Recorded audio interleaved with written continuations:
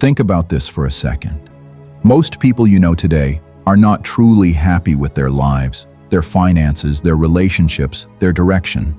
And deep down, you already know why. Their life today is a reflection of their decisions yesterday. So, obviously, where they are today is a result of their habits and choices. And most of them aren't changing anything. They talk about the life they want, but they don't live in a way that leads there. So if that's true, why would you spend your life trying to please them or follow everything they say about life? That's basically gambling with your future.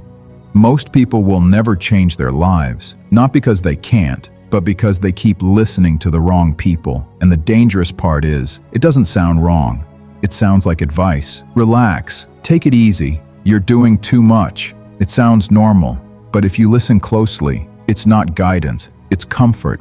And comfort has kept more people stuck than failure ever will. Because the moment you decide to take your life seriously, that's when everything gets louder. Everybody has an opinion.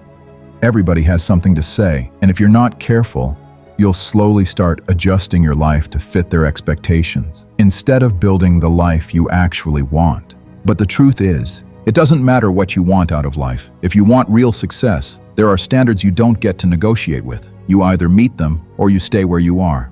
First, delay immediate gratification. Most people don't fail because they lack opportunity. They fail because they can't say no to comfort. They want results, but they also want ease. They want success, but they also want to enjoy everything now. So they spend money to feel good. They chase pleasure to escape pressure. They choose what is easy today over what is valuable tomorrow. But the truth is, every time you choose comfort over discipline, you are trading your future for a temporary feeling. And the people around you, they will encourage it because your discipline makes them uncomfortable. So you have to learn to see your money differently, not as something to spend, but as something to build with. Not as a reward, but as a tool. Because the moment you master your impulses, you take back control of your future. Second, check your numbers daily.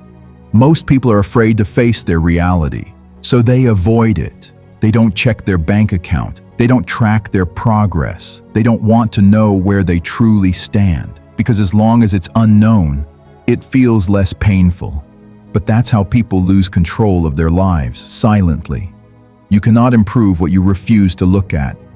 When you start checking your numbers daily, your money, your progress, your habits, you remove fear, because now nothing is hidden. You see clearly, and clarity gives you power. Ignoring your situation doesn't protect you, it traps you. Third, practice radical responsibility. This is where most people stop, because this part is hard. It's easy to blame the economy, your background, other people, bad luck. And sometimes those things are real, but if you build your life on blame, you lose your power to change anything. Because now your life is controlled by everything except you. Radical responsibility means this: even if it's not your fault, it is still your responsibility. That mindset changes everything, because now every failure becomes data, every setback becomes direction. And instead of asking, "Why is this happening to me?" you start asking, "What can I do differently?" That's where growth begins. Fourth, do the hard things first. Every day, you wake up with energy, not unlimited, but enough. And what you do with that energy decides the direction of your life. Most people waste it. They start with easy tasks. They scroll, they delay, and by the time it's time to do what actually matters, they're tired. So they postpone it. Again, and again, and again. But disciplined people move differently. They wake up, and they go straight for the hardest thing.